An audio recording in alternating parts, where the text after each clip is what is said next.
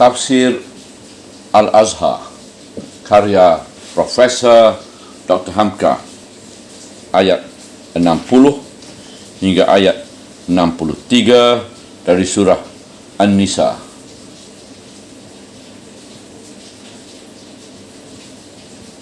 Bismillahirrahmanirrahim. Alam tara ilal ladzina yaz'umuna annahum amanu bima unzila ilayka wa ma unzila min qablika yuriduna an yatahakamu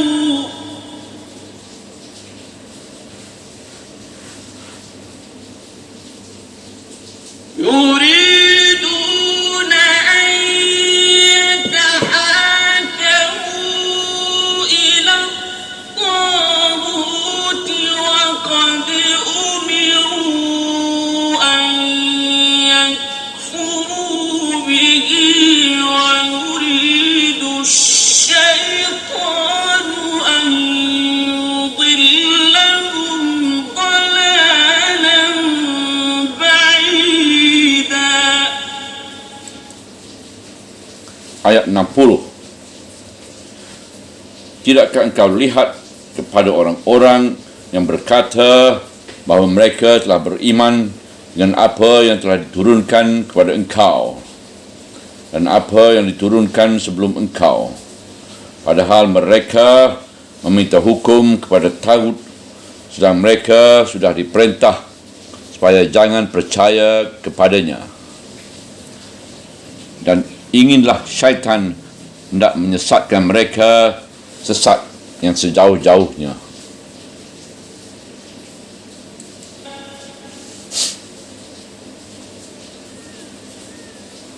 وَإِذَا قِيلَ لَهُمْ تَعَالَوْا إِلَى مَا أَنزَلَ اللَّهُ وَإِلَى الرَّسُولِ رَأَيْتَ الْمُنَافِقِينَ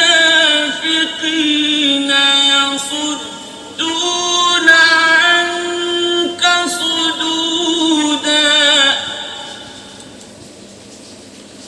Ayat 61. Dan apabila dikatakan kepada mereka, kemarilah kepada apa yang diturunkan Allah dan kepada Rasul, engkau lihatlah orang-orang yang munafik itu berpaling dari engkau sebenar-benar berpaling.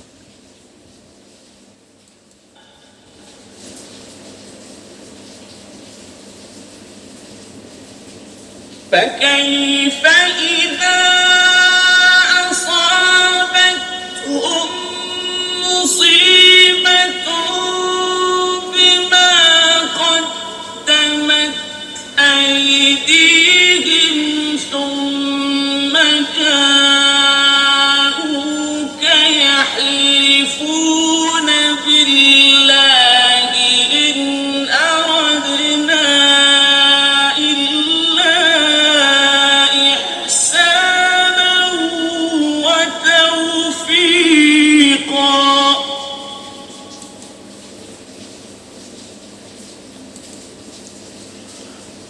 Ayat 62. Maka betapalah halnya apabila menimpa kepada mereka suatu bahaya lantaran perbuatan tangan mereka sendiri, kemudian itu mereka datang kepada engkau, mereka bersumpah, demi Allah, maksud kami tidak lain hanyalah kebaikan dan perdamaian. أولئك الذين يعلم الله ما في قلوبهم فأعرض عنهم وعظهم وقل لهم في أنفسهم قولا بليغا. Ayat 63. Mereka itu adalah orang-orang yang telah diketahui oleh Allah apa yang ada dalam hati mereka. Maka berpalinglah engkau dari mereka dan beri pengajaranlah mereka. Dan katakanlah kepada mereka kata-kata yang membekas, iaitu ke dalam hati mereka. Tidakkah engkau lihat kepada orang-orang yang berkata bahawa mereka telah beriman dengan apa yang telah diturunkan kepada engkau dan apa yang telah diturunkan sebelum engkau, padahal mereka meminta hukum kepada Taurat, sedang mereka sudah diperintah supaya jangan percaya kepadanya. Pangkal ayat 60. Dalam ayat-ayat yang lalu telah diterangkan kesalahan-kesalahan orang-orang yang diberi sebahagian dari kitab. Mereka percaya kepada Jibti dan Tagut. Kemudian telah datang pula perintah supaya menunaikan amanat kepada ahlinya yang berlaku adil dengan menghukum di atas manusia. Kemudian datang pula ayat menyuruh supaya taat kepada Allah dan Rasul dan ulul amri. Maka ayat sekarang ini menerangkan lagi celaan atas orang yang beriman separuh-separuh. Mereka mengaku beriman kepada Allah, percaya kepada yang diturunkan kepada Muhammad, iaitu Al-Quran, dan percaya pula kepada yang diturunkan sebelum Muhammad, iaitu Taurat dan Injil. Orang telah mengaku percaya kepada kitab-kitab Taurat, Zabur, Injil dan Al-Quran. Artinya ialah orang yang telah mengaku dirinya Islam. Tetapi ganjil sekali sikap orang itu. Dia mengakui percaya kepada undang-undang Tuhan yang diturunkan kepada nabi-nabi, tetapi apabila mereka meminta hukum, mereka datang kepada Tagut.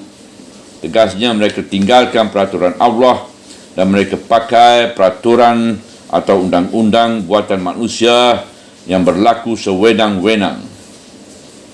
Padahal sudah nyata bahawa Tuhan memerintahkan bahawa peraturan Tagut tidak boleh diikut. Dan inginlah syaitan hendak menyesatkan mereka sesat sejauh-jauhnya. Hujung ayat 60. Keinginan syaitan ialah supaya orang itu jangan bulat percaya kepada Allah, yang yakin bahawa peraturan Allah adalah sumber telaga dari segala peraturan. Sedang hukum-hukum buatan manusia, kalau tidak bersumber dari peraturan Allah, adalah membawa sesat bagi si pengikutnya. Memang keinginan syaitan agar jiwa seseorang menjadi belah porak-poranda. Mengaku beriman pada Tuhan dalam separuh hati, tetapi mengingkari Tuhan dalam banyak hal yang lain. Mengakui umat Muhammad dalam hal ibadat, tetapi mengingkari peraturan Muhammad di dalam pergaulan. I repeat, mengakui beriman pada Tuhan dalam separuh hati, tetapi mengingkari Tuhan dalam banyak hal yang lain. Mengakui umat Muhammad dalam hal ibadat, tetapi mengingkari peraturan Muhammad di dalam pergaulan. Mengaku beriman kepada Tuhan dalam separuh hati, tetapi mengingkari Tuhan dalam banyak hal yang lain. Mengakui umat Muhammad dalam hal ibadat, tetapi mengingkari peraturan Muhammad di dalam pergaulan. Kadang-kadang ada yang memandang bahawa agama itu hanya hubungan pribadi tiap-tiap orang dengan Tuhan. Adapun jika mengenai hukum atau muamalat, iaitu pergaulan sesama manusia, tidak perlu tunduk kepada Allah dan tidak salah kalau melanggar kehendak Allah. Kita sudah tahu yang ada syaitan itu bukan yang halus saja. Manusia juga ada yang jadi syaitan. Negeri-negeri penjajah kerap sekali menjadi syaitan, merayu kaum muslimin yang dijajah agar jangan memakai peraturan Tuhan. Dan apabila dikatakan kepada mereka, kemarilah kepada apa yang diturunkan Allah dan kepada Rasul, engkau lihatlah orang-orang yang munafik itu berpaling dari engkau sebenar-benar berpaling. Ayat 61. Di ayat 59 sudah diserukan, jika terjadi pertikaian fikiran, pulangkanlah kepada Allah dan Rasul. Nescaya perselisihan dan pertikaian fikiran itu akan habis dan akan mendapat kata sepakat. Tetapi orang yang munafik tidak mau begitu. Mereka hanya mau kembali kepada Allah dan Rasul kalau ada keuntungan untuk diri sendiri. Dan kalau akan merugikan bagi diri mereka, mereka tidak mau. Mereka turut bersorak, mendabik dada, mengatakan percaya kepada Tuhan, tapi di saat dibawa kepada Tuhan, mereka enggan menurut. Maka betapakah halnya apabila mereka menimpa kepada mereka suatu bahaya lantaran perbuatan tangan mereka sendiri, kemudian itu mereka datang kepada engkau, mereka bersumpah, demi Allah, maksud kami tidak lain hanyalah kebaikan dan perdamaian. Ayat 62. Rasulullah SAW telah memperingatkan kalau taat kepada Allah, hendaklah taat dalam keseluruhan, jangan taat separuh-separuh. Jangan misalnya kalau hendak beribadat, sembahyang menurut peraturan Allah, tetapi kalau mengenai yang lain menurut peraturan tagut. Dalam agama misalnya, sembahyang 5 waktu taat juga mengerjakan, tetapi apabila datang ajakan orang supaya pergi bersimpuh memuja-muja kubur, dituruti pula. Atau dalam berdoa meminta kepada Allah, tetapi kalau kehilangan suatu barang, meminta tolong carikan kepada seorang tukang tenung. Atau misalnya dalam pemerintahan di negeri Islam, undang-undang yang diambil adalah undang-undang Romawi atau pengaruh Kristian. Kemudian kerana peraturan Tuhan tidak dijalankan melainkan peraturan tagut, timbullah celaka, timbullah akibat yang tidak baik. Maka orang-orang yang hanya mulutnya mengakui percaya kepada peraturan Tuhan itu melihat sendiri betapa kerusakan akibat kerana bukan peraturan dan hukum Tuhan yang dijalankan. Mereka pun menyesal, tetapi nasi sudah jadi bubur. Keadaan sudah tidak dapat diperbaiki lagi.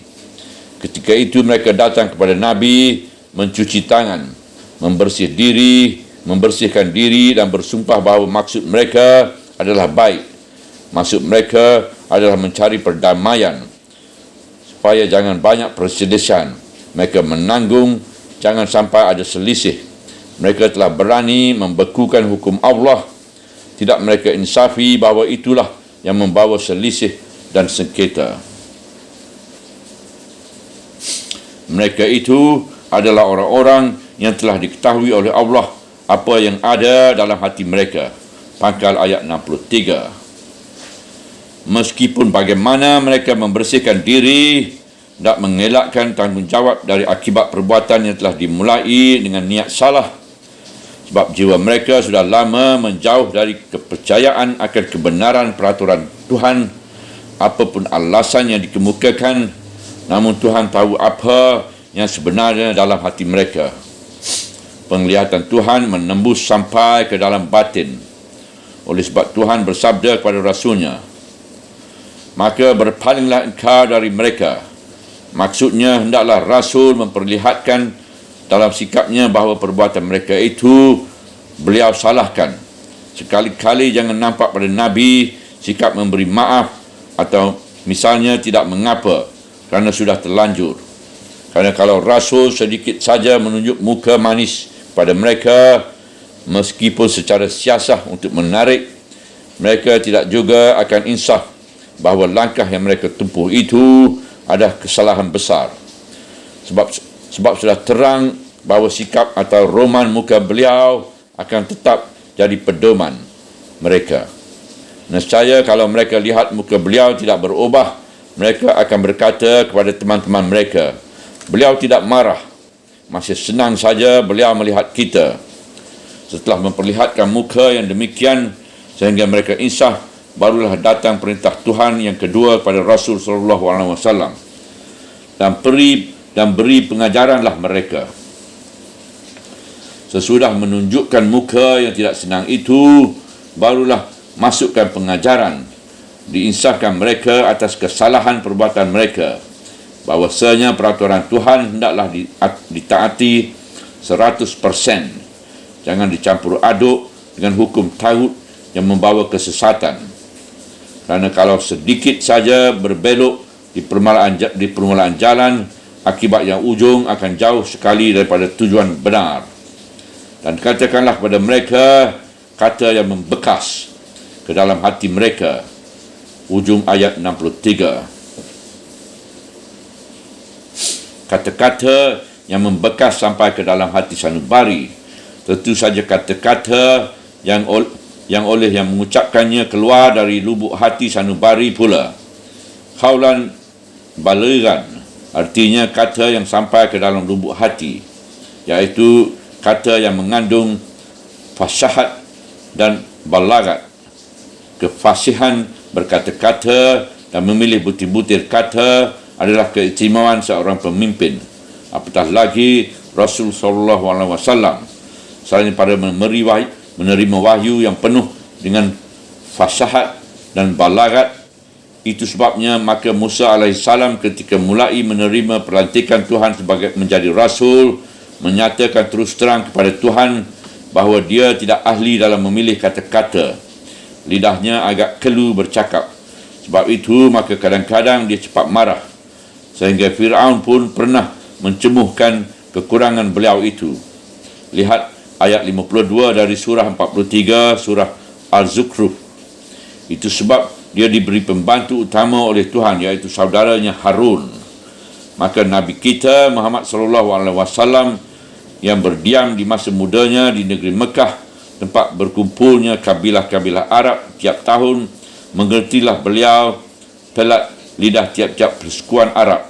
Sebab pelat iaitu langgam Quraisy lain, langgam orang Madinah lain, langgam suku-suku dari Hadramaut dan Yaman di sebelah selatan, dan langgam suku-suku Kindah dan Taghlib di utara pun lain. Beliau mengenal semua langgam itu, sehingga beliau berhadapan dengan mereka. Beliau bisa masuk ke dalam hati sanubari mereka dengan memakai langgam mereka.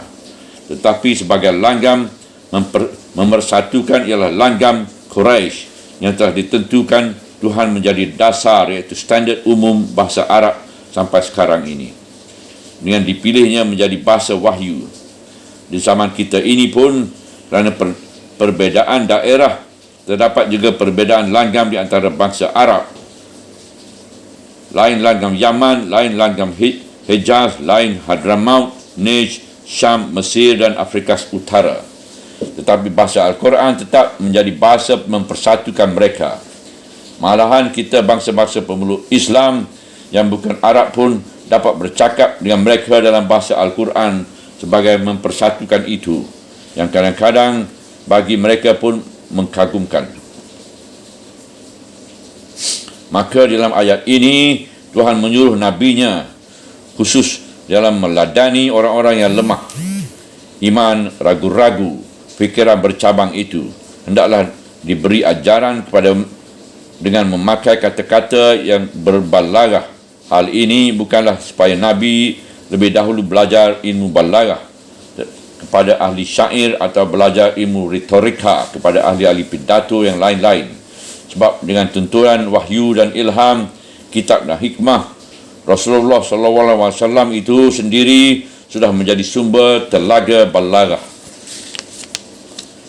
Balaghah sebagai ilmu belum ada di zaman Nabi. Retorika, ilmu bagaimana berpidato yang menarik, tidak pernah dipelajari Nabi kepada orang lain. Syair-syair secara jahiliah pun beliau tidak faham dan tidak ada minat. Tetapi wahyu telah menuntun beliau menjadi ahli balaghah utama, sehingga dapat mengumpul tidak kurang dari 124,000 mujahidin yang kelak akan mengembangkan Islam ke timur dan ke barat. Sekarang kita kembali kepada maksud ayat dan sebab turunnya ayat-ayat dari ayat 60 hingga ayat 63 ini untuk dijadikan perbandingan. Menurut As-Sayuti di dalam tafsirnya Lababun Nurul Ibnu Abi Hatim Danat At-Tabrani dengan isnad ia yang sahih menerima dari Ibnu Abbas bahawa di kala itu ada seorang kahin, iaitu tukang tenun, yang selalu memberikan hasil tenungnya kepada orang-orang Yahudi. Rupanya ada beberapa orang yang telah mengaku Islam datang kepada tukang tenung itu meminta nasihatnya. Sebab itulah turunnya ayat ini. Dan menurut Ibnu Abu Hatim lagi, melalui Ikrimah atau Sa'ad bin Jubair, keterangan Ibnu Abbas juga adalah Al-Jalas bin Syamit dan Mat'ab bin Qusir dan Rafi bin Zaid dan Bisha telah mengakui diri mereka Islam. Kerana suatu perselisihan, maka beberapa orang dari kaum mereka yang telah Islam pula mengajak mereka menghadapi Nabi SAW supaya beliau yang memutuskan perselisihan itu. Tetapi orang-orang tersebut berpendapat lebih baik ditemui saja kahin-kahin yang di zaman jahiliah biasa tempat meminta hukum. Melihat sikap mereka yang demikianlah, maka turun ayat ini. Menurut riwayat Ibnu Jar dari Ash-Shabi, terjadi perselisihan di antara beberapa orang Yahudi dengan beberapa orang yang telah mengakui diri Islam. Orang-orang Yahudi itu sendiri mengajak, mari kita meminta hukum kepada Nabi kalian. Sebab orang-orang Yahudi itu percaya betul kepada Nabi dalam hal akan adilnya menjatuhkan keputusan dan tidak diharapkan rasuah, iaitu wang suap. Tetapi orang-orang yang telah mengakui Islam itu tidak mahu meminta hukum kepada Nabi, melainkan lebih suka juga kepada kahin-kahin jahiliah. Akhirnya didapatlah persetujuan minta hukum kepada orang-orang tukang tenung dari Juhdinah. Maka turunlah ayat ini. Nyatalah bahawa orang-orang itu telah dicap oleh ayat ini sebagai orang-orang munafik, tidak bulat hati meminta hukum Allah dan Rasul, melainkan masih percaya juga kepada hukum tagut. Berkata Al-Hafiz Ibnu Katsir mengenai ayat-ayat ini. Ayat ini adalah satu penegasan bahawa Allah tidak mahu menerima kalau ada orang yang mengaku beriman kepada perintah yang diturunkan Allah kepada Rasulnya dan kepada Rasul-Rasul yang dahulu, padahal seketika akan mengambil keputusan suatu hukum dan hal yang mereka perbantahkan, mereka ambil hukum di luar daripada kitab Allah dan sunnah Rasulnya. Berkata ahli-ahli tafsir yang lain, ayat ini memberikan petunjuk bahawa menerima keputusan hukum dari Allah adalah wajib, dan wajib pula rida menerima syariatnya. Dan ayat ini menunjukkan pula dengan pasti bahawa orang Islam tidak dibolehkan menerima hukum selain dari syariat Islam. Berkata setengah ahli fiqh, apabila dua orang diperkara, lalu yang seorang rida menerima hukum ketentuan syariat Tuhan, yang seorang enggan menerima hukum itu, lalu dia suka menerima hukum dari hakim-hakim yang mengingkari peraturan Tuhan, maka yang enggan itu kafirlah. Lantaran itu, maka dengan ayat ini kita mendapat pengajaran bahawasanya percaya pada hukum Allah dan Rasul janganlah separuh-separuh. Dalam masyarakat kita sekarang, kita telah mengakui beragama Islam. Tetapi misalnya kalau kehilangan sesuatu barang, janganlah datang kepada tukang-tukang tenung. Tunjukkan siapa yang mencuri barang itu. Islam yang berintikan tauhid sekali-kali tidaklah mahu dicampuri dengan kepercayaan syirik, mempercayai jibti dan tagut. Orang Yahudi di zaman Nabi mengakui memeluk agama ajaran Nabi Musa, tetapi mereka masih mencampur aduk dengan jibti dan tagut. Maka janganlah orang Islam setelah jauh dari Nabi Muhammad SAW mengakui umat Muhammad padahal kepercayaannya bersimpang siur pada yang lain, kepada jibti dan tagut, kepada kubur dan kayu, kepada batu dan tukang ramal. Dan jangan pula dalam ibadat menurut perintah Allah, tetapi dalam urusan yang lain meniru peraturan yang bukan bersumber dari Allah. Dan segi menegakkan pemerintahan pun demikian pula. Oleh kerana pengaruh penjajahan beratus-ratus tahun dan oleh kerana bangsa-bangsa yang menjajah telah menyingkirkan dengan secara teratur segala hukum yang bersumber Tuhan ini yang dahulu berlaku dalam negeri-negeri Islam, maka tumbuhlah golongan orang yang mengakui beragama Islam dan beribadat tetapi tidak yakin lagi akan syariat Islam. Maka tumbuhlah golongan orang yang mengakui beragama Islam dan beribadat tetapi tidak yakin lagi akan syariat Islam. Maka tumbuhlah golongan orang yang mengakui beragama Islam dan beribadat tetapi tidak yakin lagi akan syariat Islam. Mereka lah yang keras menentang tiap gagasan hendak meletakkan dasar hukum syariat Islam itu di dalam negeri yang penduduknya terbanyak orang Islam. Bahkan ada yang berkata, saya ini orang Islam, tetapi saya tidak mahu kalau dalam negara ini diberlakukan syariat Islam. Bahkan saya tidak mahu walaupun hukum syariat Islam itu hanya akan dijalankan untuk rakyat yang beragama Islam saja. I repeat, saya ini orang Islam, tetapi saya tidak mahu kalau dalam negara ini diperlakukan syariat Islam. Bahkan saya tidak mahu walaupun hukum syariat Islam itu hanya akan dijalankan untuk rakyat yang beragama Islam saja. Daripada menerima hukum syariat Islam, mereka lebih suka menyalin kitab hukum pusaka penjajah atau menyalin hukum negara-negara barat yang lain. Sedangkan orang yang kasar sikapnya kepada anak yatim dan tidak ada rasa hibah kasihan pada fakir miskin lagi dikatakan mendustakan agama.